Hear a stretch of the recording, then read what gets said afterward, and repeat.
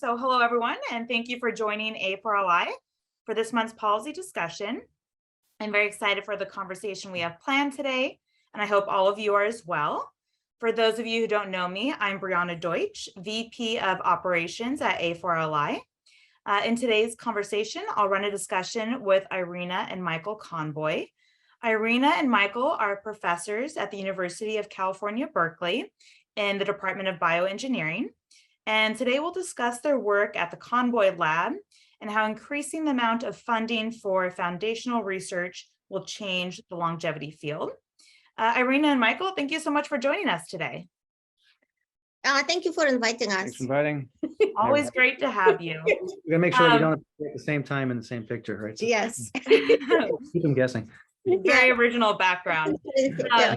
Well, Irina, I'm going to start with you because some of our audience members may have just heard you speak at the Ending Age-Related Diseases Conference. But for those who did not, can you give us a brief update about what your lab is currently working on and why it is significant for aging research? So thanks for this question. Our laboratory has been focused on aging research for the past almost 20 years.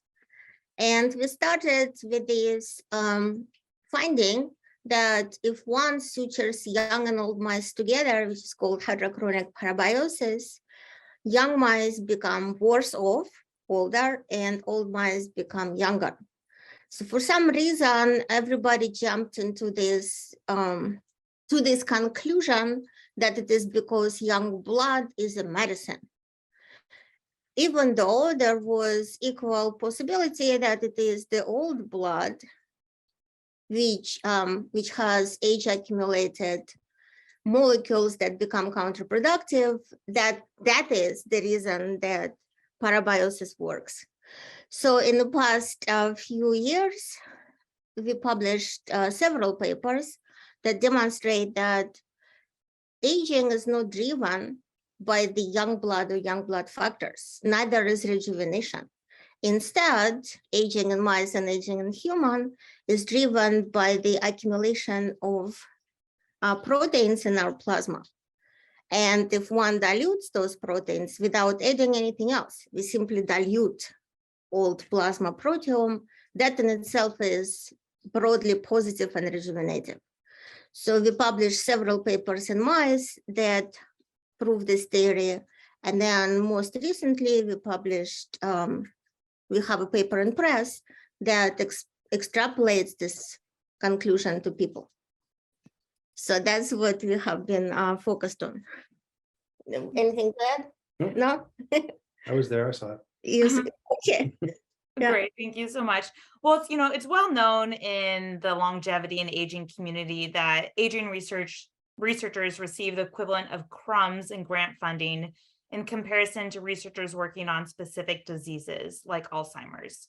So I'd be curious to know, how important is grant funding for your lab in particular, or perhaps just university labs in general? Well, that's quite essential, right? This is the survival strategy, is to have your research funded. There is no alternatives to do science in academia, but only to apply for grant funding.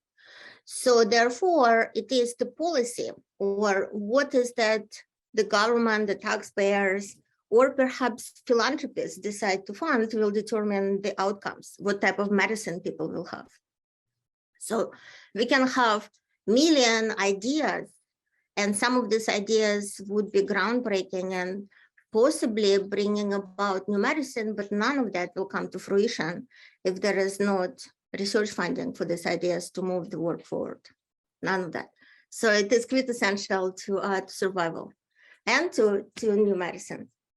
Yeah, so no funding, no science, no medical treatments.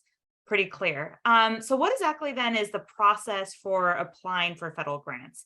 And is it more challenging to receive federal grants for early stage research? For early stage, actually, there have been a significant push towards helping new investigators to survive in science, which is very positive, right? Because some of us have been doing work for like 10 years or 20 years, like the Conboy laboratory. Other people just starting. So of course, it's much more difficult to write grant proposals when you have not been doing work yet, right? Because there is no preliminary data and your ideas might be great, but the justification of your productivity is not there yet. So in understanding of all of that, National Institute of Health, National Science Foundation, and other entities actually favor applications from new investigators. In fact, you can check the box whether you are a new investigator. And if you are, you have the whole additional set of, you have different set of rules as compared to the rest of us. So I think that was actually pretty good. I don't think there was, I think that there was enough attention to that. With respect to the rest of us, it's hit or miss. So many people compare funding to a lottery. If you're lucky, you will get funding. If you are not lucky, just keep applying, and then with a certain number of proposal applications, you will get funded. Well, what exactly, and I'd be curious, to hear a little bit more about what the actual process is like. Is it a very tedious process? Do you have to apply every couple of years? If you, had funding and then you don't receive funding, does your lab shut down? And we all know that, sometimes with science, things take a lot of times, and oftentimes there'll be a lot of, I don't want to say failures, but things won't quite work. It's an experiment, right? So it takes time. So yes, so like your questions already show that there's a huge disconnect between, for example, how people perceive funding process and what it is. So what happens in reality that some scientists submit 5, 6 grant applications every cycle, which means 3 or 4 times a year. And they put forward, they propose Like every 2 weeks. Every 2 weeks, exactly. Wow. Tons, and each grant application is like a little dissertation. So, we think about composing a PhD dissertation to get PhD degree. That's what it is. It's incredible, tremendous amount of mental work, and it needs justification on multiple levels. Then it has lots of bureaucratic things that universities are great with, because we have the whole administrative staff that support grant proposals, and it has all of the budget things, budget justification, research support. Do you have laboratory space? What is inside your laboratory space?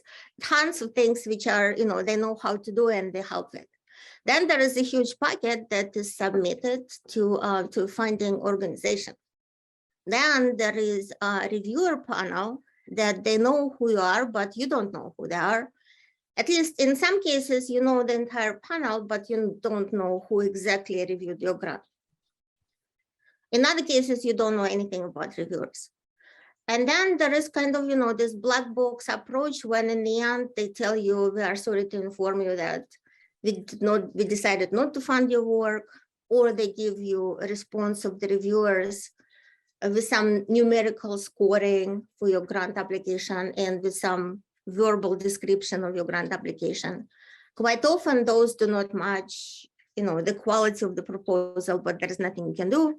And the only thing you can do is to resubmit the application next time around.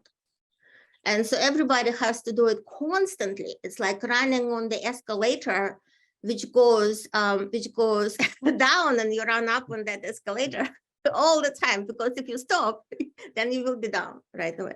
Right. And it's funny, like, how do you even find time to do the, the actual scientific research?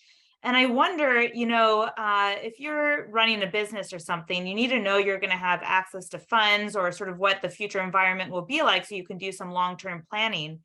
As a scientist as well, again, some of these experiments take a significant amount of time. So is it challenging for you, for the Conboy lab? Again, you guys are in a bit of a more stable situation. You're there at Berkeley, you've had consistent funding over the years, but I'm curious, maybe about other labs or researchers. It's probably difficult to do long-term planning if you don't know if you're going to get the grant funds in the next cycle.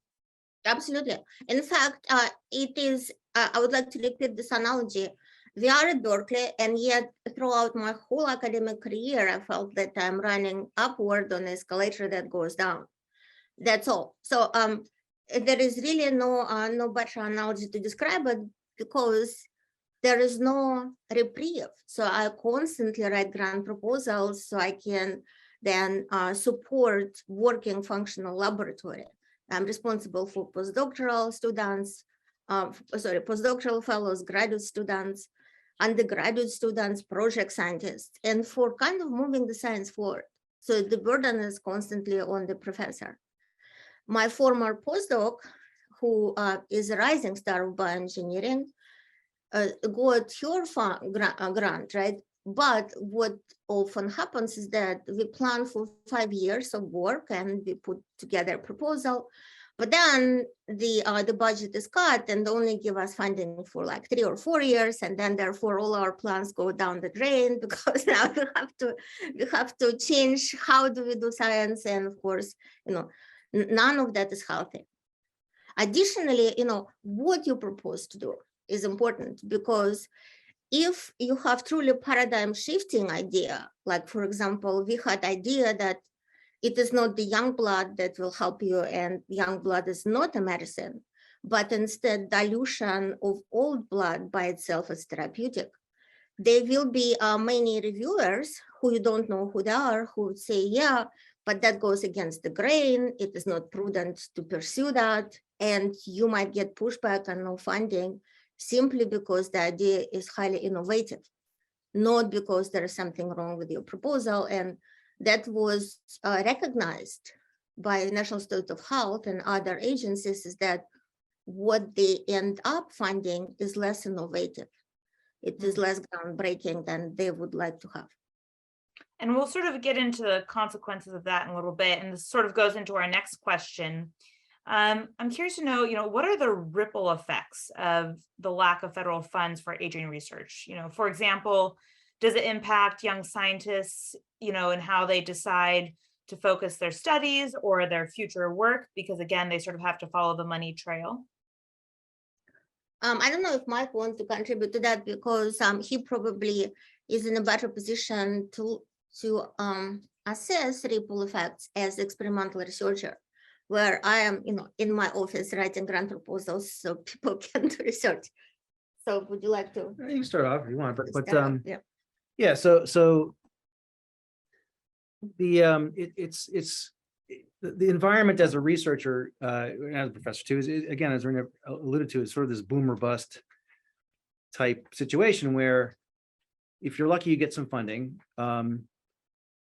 If you're a new researcher, it'll be enough to sit around and write some more grants to get some more funding, right? And then eventually the project kind of gets off the ground. You have personnel, but everybody's on a time limit, which is dictated by how much funding, when the funding is projected to run out. And the science doesn't always follow that, right? You'll make some progress towards that goal, but if it's a really innovative project, two things will happen. One is that you'll find something else that's super interesting that is peripheral to what you originally thought you were setting out to study. And that maybe is fodder for another grant. But a lot of times it also, to get to the publication, to get to past the reviewers' comments that come in, everything takes longer than you think it would take. So if you're budgeting 3 years to get this done, it might take 4, right? It might take 5, right? But the funding, it's a hard stop at 3 years. So what are you going to do? So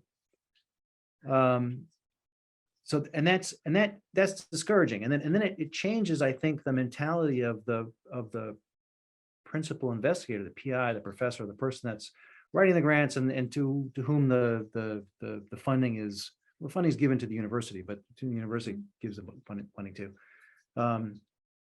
How they think about science and what to pursue, they end up pursuing what they can get a grant for, not necessarily what is the best science all the time, right? And I've maybe a little less in our lab, but I've talked to a lot of other labs where they're not going to write a grant on that great idea because it's not going to get funded. It's too far-fetched. Too far-fetched. Even Right? the mechanism that say we're just going to fund the most innovative, the things that are too ambitious or too Innovative. for NIH to fund. We're going to fund this. They don't, because it comes down to the reviewers, and the reviewers only understand Irina will talk more about what the peers are like, but it's not obvious. It can often be difficult to communicate a difficult concept, an innovative concept, to someone who's not an expert in the field. So either the experts in the fields or the peers, they're going to review the grant, and they don't want you to get funding because that's money that comes out of their pocket, right? So there's competition there, or the reviewers don't understand. And like Irina said, there's no feedback. So you don't know whether there was something wrong with the grant, what was wrong with the grant, or if someone just didn't understand the grant.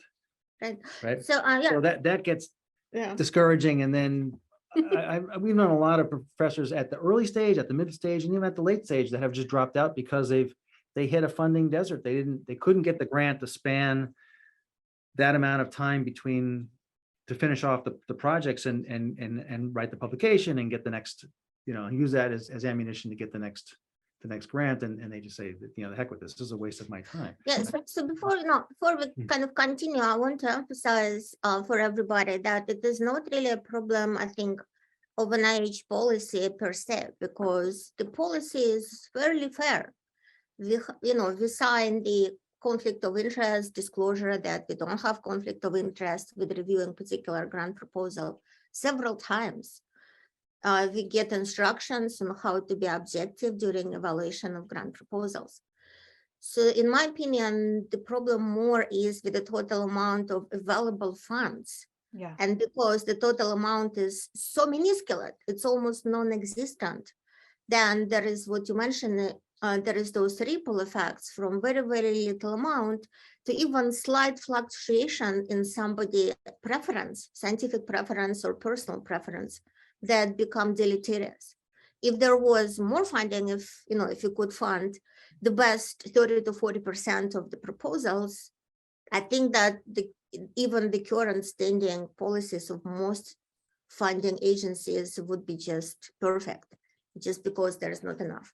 Mm-hmm. So you put that number as a threshold to where things will start working. Yes, there are the things will start 30 to 40% of grants getting. Yeah, not 5 or 10%. 5 or 10% basically means that equally good grant proposals could be funded or not funded. So that's how it becomes a lottery.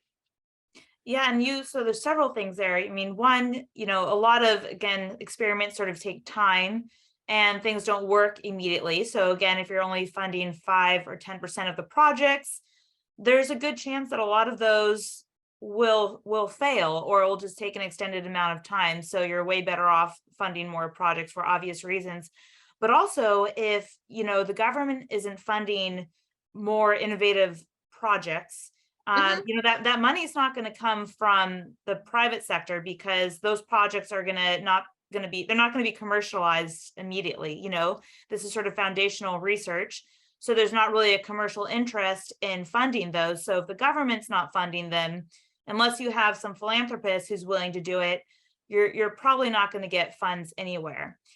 So going into our next question, which is an important one, and we've already sort of just started to address this, but how do you think the federal grant giving system could be reformed? I'm curious to hear both about how the application process could be easier and more efficient, and what specific changes could be made to benefit aging researchers. Yeah, so I think that first and foremost, outside even of, can we do science? Are we pushed out of science? It should be reformed so we don't have this psychological abuse and torture for people who apply for grant proposals. I have never heard that really to be discussed before, but that is what most of us experience. We write our best ideas in, right? So we put our best ideas forward. It is a very, it's creative process. It's a very difficult process to put together a grant proposal. And then it feels like a slap in the face because you don't get any interaction with the reviewers, like nothing. They just say, sorry, it's not good enough. You do your best job at the bench with the test tubes and the instruments. You'll get a result. You'll get some feedback. Did it work? Did it not work? Yeah. Like that. For the grants, no. No, Yeah. there is no positive feedback or any productive feedback. So what I think should be done is the model that I have actually experienced recently in my collaborative grant proposal with University of Philippines. So University of California, Berkeley, where I work, and University of Philippines, they have this program where we can do science together. And so Conboy Lab got one of those grants called Picari grants. And we had, we basically proposed continuation of this funding. And what happened is that we had a virtual meeting with 3 reviewers who looked at our proposal, asked us questions in that meeting. We had opportunity to answer the questions, and then they provided a follow-up, which was from this normal interaction, the feedback that we got. And that just felt like 100 times better, because I understood, first of all, that they have our best interest in mind, they have the best interest of science in mind, and whatever problems or miscommunications there could be was immediately removed. So I think that the anonymity of the typical review process and lack of response, it is really damaging. It's damaging to self-worth of the scientists. It's damaging them psychologically, and it's damaging to science. If I had to propose one improvement, that would be that. Remove anonymity and allow feedback, allow us to interact with each other. Michael, I don't know if you had anything to add to that. And of course, the other sort of major point is that we just need more funds, which Irina already spoke about. But there is, I mean, I guess it's also sort of the tremendous amount of grants that you have to file. So again, it would be great to have the interaction with the people on the panel, but also, I mean, is there a way to reform it so you don't constantly have to ask for these grants, or would that just be solved by receiving a greater lump sum of money? So I'm not so sure that we need a well, if the Institute, National Institute of Health, got a greater lump sum of money to distribute amongst the researchers, sure, that's one solution to the problem. The key is that there's a big difference between, let's say, a 10% funding rate and a 30 to 40% funding rate. In one case, you're weeding out the wheat from the chaff. On the other case, you're picking a few wheat grains that it's arbitrary. They all look the same, right? So why does one get funding the other? And what that does is that then sets up a bigger chance for having the funding desert, right? So one way is to give more funding overall. Another thing that helps the application process and to pick the better grants is to get some feedback, so whether your grant is poor, good, better, best, right?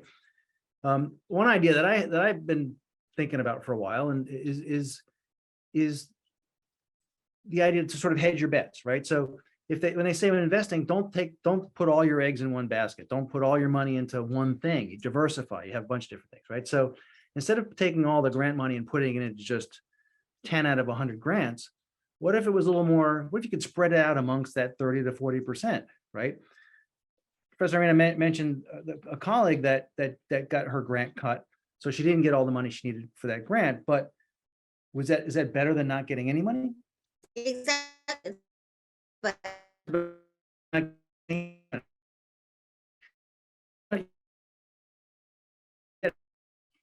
looks like the connection may not be very strong. Irina, maybe if you could come a little bit closer to the computer.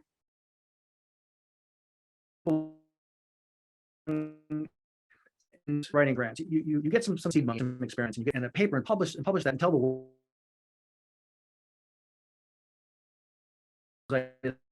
and continue on. That gets written up into a grant. And so basically what you're submitting in a grant is a lot of the stuff that it's a lot of work that you've already done, right? Because the grant requires preliminary data, right? So you got to give them some results to say, like, look, we can do this, we can do what we were planning to discover, right?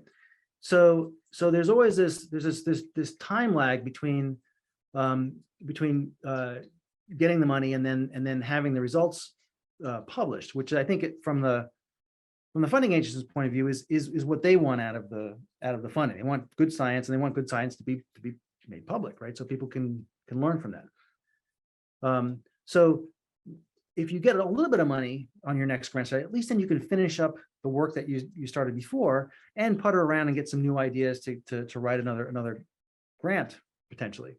If you don't get anything, then you got to lay off the postdocs. You got to tell the grad students they got to go find some other professor to work with. The technicians get fired. You got to start selling your equipment in the lab, right? And you start, if you're in a big university, yeah, you can survive on teaching for 9 months out of the year, but a lot of professors, they give up at that point and they say, why am I killing myself writing grants every 2 weeks? I could go off to industry and they have a make bank, right?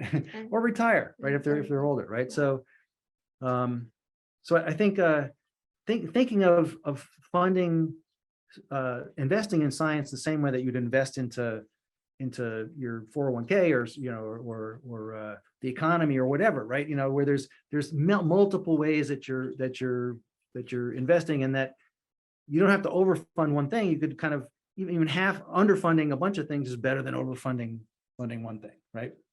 We're clever scientists. We'll figure out how to stretch a penny if we have to, right? You've had years of practice of doing it. I don't know if Irina, did you have something to add to that?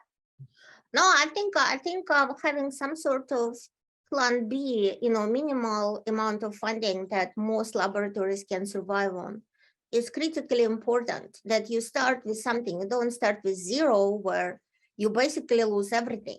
Imagine how much investment the country already made into us for us to become professors, because we went through undergraduate education, I went to graduate education. We outcompeted hundreds of people for being assistant professor, and then promoted to tenure and then continued. So it's a huge amount of investment into somebody who has unique, perhaps the only skills in the world to do this particular type of work or research.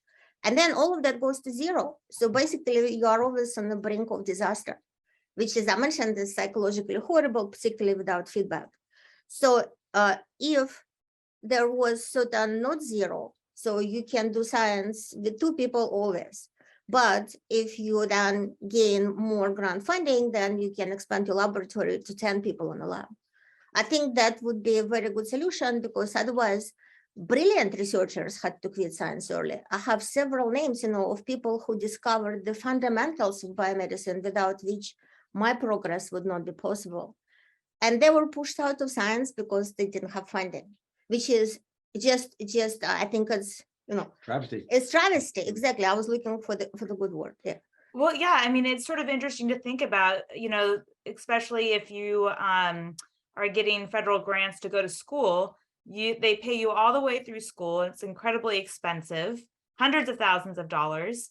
And then once you're actually qualified to do what they paid for you to do, the money stops coming in. So it just doesn't quite make a lot of sense. It doesn't make any sense, right? From the perspective of a civilized country that would like to have investment into science and technology, because you get stipend as a graduate student for like 5 years or more. And there is multi-billion-dollar infrastructure that supports your education at the university. Then you are out competing other people to become assistant professor, and that comes with several, $500,000 to more than $1 million of the startup money. So it's all given to you. Then you do your best, and you oh, sorry, that didn't work out, and that's it. So the thread is cut short, without much justification, without much actual objective reason, and then counterproductive. And we've sort of been discussing this all along, but if access to funds, and this is my final question for you, if access to funds weren't an issue for aging researchers, what changes do you think we'd see in the field? What sort of impact would that have? So I think one impact comes right away to my mind. I'll start on that. Is that the research will be better and more objective, because what I have seen in the field is kind of, on the borderline comical and strange, is that everybody tries to exaggerate the implications of their paper or their finding by saying that, oh, we solved this huge problem. Now there is no Alzheimer's disease. Now there is no aging. Now we rejuvenated everybody. And so Mike and I always discussed that if there was some sort of AI entity and we asked AI what are our remaining problems, the AI would tell us, you guys have no problems, just look at these headlines of, of what you have discovered recently. You already have solved all of the problems. And that is incorrect. It is not true in any way, shape, or form. But it is kind of based on the idea that unless you are very, very loud and you tell people that you can solve everything and can measure their age and precisely and know how old they are, Over advertised. over advertised, you don't get a possibility to continue research because all the funding then goes, oh, wow, this guy published in Science and he discovered such and such things, so we'll give him millions of dollars, and other person who is very objective and self-critical, as we should be, gets nothing. So, so the objective, rigorous science would improve, and therefore there will be better connection between the highlight and the medicine, because highlights are fantastic. The medicine is still lacking. So, right, so that is like one thing that we need to do. Yeah. Well, sort of on that, oh, sorry, just on that point, then we'll go to Michael. You sort of, with this lack of funding, and again, you're sort of saying that sometimes some of these papers sort of overpromise results. Do you think if funding weren't an issue, then the scientific environment would be more collaborative? There'd be less sort of competition and people would be more willing to sort of work together on finding the actual answers? Right, or even like, some, yes, absolutely. So people would work together. In the past, in the days of my PhD advisor, it was that when you publish a paper and you write conclusions, you always give potential negative evaluation to your results. Yes, I think I discovered A, but be careful because it also could be a B. Or when you present at research conferences, you would get critical questions and you would admit it and say, I stand corrected. And you would not take it against the people who ask you questions. These days, it almost disappeared. So you only try to say that you discovered everything and first take credit sometimes of what other people discovered by not referencing their discoveries correctly. So it seems more innovative. Do not collaborate with others unless it brings you funding. So if you know that it will bring you funding, or there are higher chances you will collaborate. And we are afraid to ask everybody, each other critical questions, because what if this person then is the secret reviewer of your grant proposal?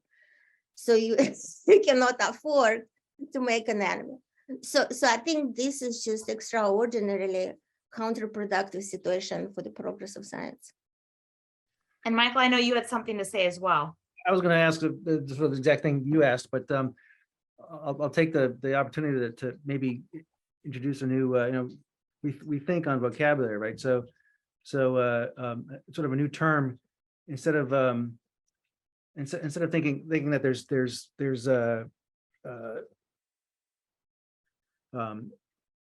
no funding or not enough funding, but that there's almost an exact pathological level of funding, right? And my analogy is like if you go to the zoo and you look at the crocodile pit, or that you go to the Piranha pit, the tiger den or whatever, right? Feeding time comes around, or the nature show when they have they're going sharks and they throw the tuna head in with the sharks, right? You got a bunch of them. You throw in one goat in the tiger den. What's going to happen, right? There's more tigers going to eat tiger than are going to eat goat. So this is horrible analogy. Well, it's kind of the same, but it's the same idea. It's that there's such limited resource that a lot of the effort is spent on outcompeting the others, as opposed to being fed and nourished to do more good, right? Or forget our operation, right? Yeah, exactly. Yeah. Yes, that thought comes to mind is that, yes, if you throw like one steak in a pool full of piranhas, some piranhas will get the steak and other piranhas will be biting the other piranhas, so they get the steak. So even though it is a horrible analogy, but it is not completely incorrect. It is with that amount of what Mike calls pathological funding. Yeah, there is temptation to really outcompete others to such a strong extent that it comes at the cost of science. You are trying to eliminate your opponents either directly or indirectly, or by saying that you discovered it first, or by saying that what they discovered is inaccurate, hiding your data, not collaborating, cooperating, but trying to publish your data at all costs in the high impact journal. So yeah, so none of that, none of that is I think is productive or promotes aging research. Yeah, and it's interesting because, at the end of the day, I think especially in the longevity community, everyone wants the same thing. We all want to find answers to these unanswered questions and just improve the health of all citizens. But the way the system is set up, the incentives aren't really in place for people to work together towards that end goal. And I think just from my experience, the longevity community, the scientists are probably more collaborative here than maybe they are in other fields, because people are so committed to the mission. But it's yet again, it's the system could definitely use some reform.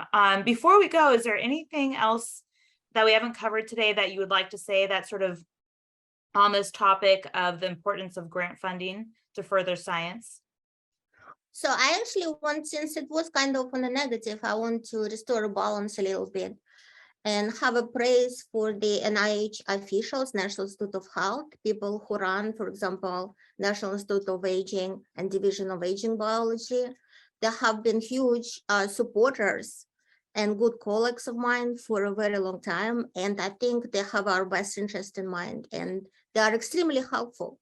So with those limited resources, their heart and mind is definitely in the right place. And the same is true about any other National Institute of Health institute or people who work there.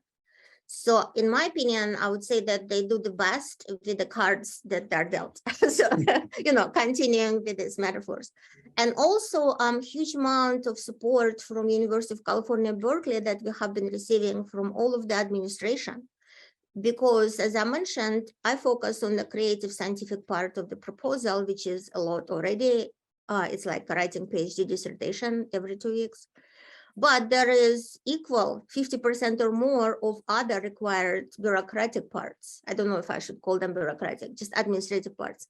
And I would not be able to submit a single proposal without the great help of University of California, Berkeley and their admins.